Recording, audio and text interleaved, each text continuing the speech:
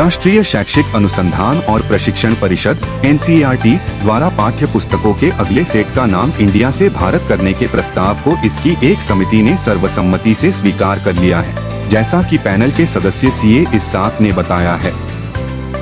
NCERT में 25 समितियां शामिल हैं, जो अपनी पुस्तकों में सामग्री को बदलने और अद्यतन करने पर ध्यान केंद्रित करती हैं।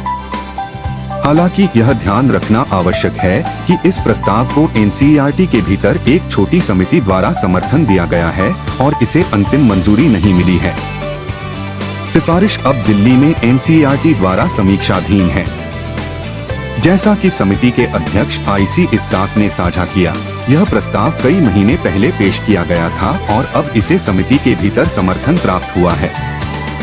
इस प्रस्ताव का संदर्भ इस बात पर चल रही बहस है कि क्या देश को आधिकारिक तौर पर भारत नाम अपनाना चाहिए। इस साल की शुरुआत में इस बहस को तब प्रमुखता मिली जब केंद्र ने भारत के राष्ट्रपति के बजाय भारत के राष्ट्रपति के नाम पर G20 रात्रिभोज के निमंत्रण जारी किए, जिससे एक उल्लेखनीय चर्चा हुई। गौरतलब है कि संविधान का अनुच्छेद 1(1) हमारे देश का आधिकारिक नाम इंडिया यानी भारत राज्यों का एक संघ होगा परिभाषित करता है।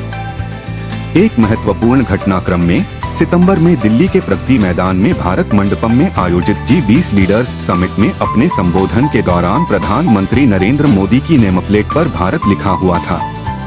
इस दृश्य परिवर्तन ने भारत नाम के बारे में चर्चा को और बढ़ावा दिया। नाम परिवर्तन प्रस्ताव के अलावा NCERT समिति ने पाठ्य पुस्तकों में हिंदू विजय पर जोर देने का भी सुझाव दिया है।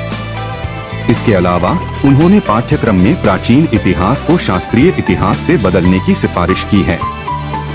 इस्साक के अनुसार प्राचीन, मध्यकालीन और आधुनिक काल में ऐतिहासिक विभाजन, जो अंग्रेजों द्वारा शुरू किया गया था, पर पुनर्विचार किया जा रहा है।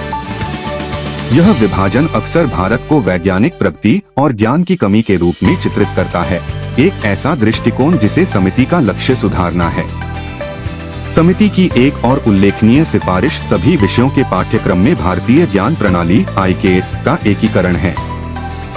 यह कदम भारत की समृद्ध बौद्धिक विरासत को अधिक व्यापक तरीके से स्वीकार करने और उसका जश्न मनाने के प्रयास को दर्शाता है।